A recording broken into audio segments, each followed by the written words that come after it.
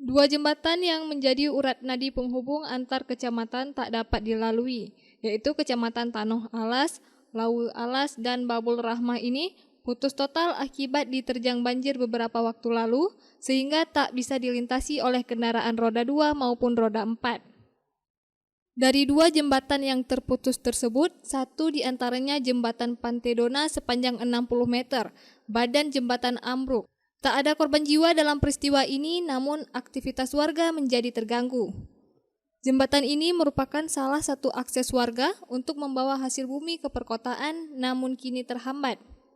Untuk bisa dilintasi, warga terpaksa membuat jembatan alternatif dengan menggunakan beberapa batang pinang, sehingga warga dapat melintasi dengan berjalan kaki maupun sepeda motor.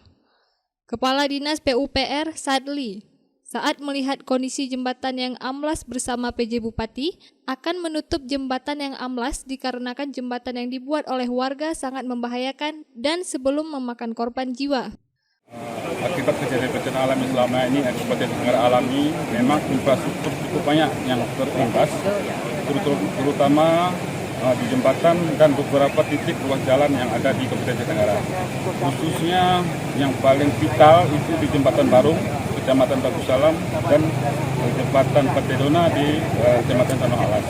Memang kalau kita kaji, Jembatan Pantedona ini kalau perhitungkan sesuai dengan struktur konstruksi yang bagus, itu memerlukan anggaran sekitar 12 miliar perhitungan kami.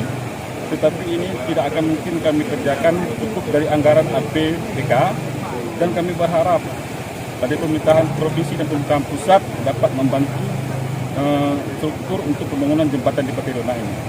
Kalau jembatan Pantedona menghubungkan 3 kecamatan, Kecamatan Lawealas, Kecamatan Tanoh Alas, dan Kecamatan Babul Rahmah. Berarti sehari-hari melintas ini banyak anak sekolah jadi terisolir ya? Untuk saat sekarang ini memang untuk jembatan Pantedona itu kendala karena putusnya jembatan Pantedona ini banyak anak sekolah yang terisolir dan tidak bisa melakukan aktivitasnya sehari-hari.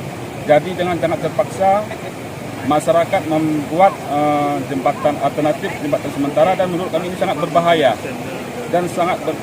untuk keselamatan jiwa, dan kami akan bermusyawarah untuk kedepannya bagaimana kalau jembatan ini tidak layak untuk dipakai untuk kegiatan aktivitas anak sekolah.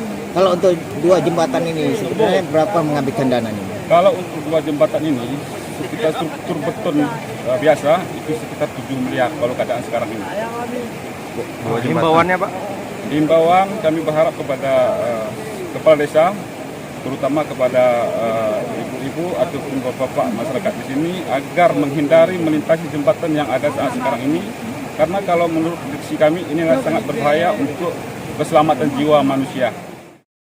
Meski sudah 10 hari jembatan terputus, namun belum ada upaya pemerintah daerah untuk melakukan perbaikan jembatan tersebut. Alasannya, bila jembatan ini diperbaiki menelan anggaran berkisar 20 miliar lebih, sedangkan anggaran daerah sangat minim. Dari Aceh Tenggara, Al Mujawadin melaporkan untuk Puja TV Aceh.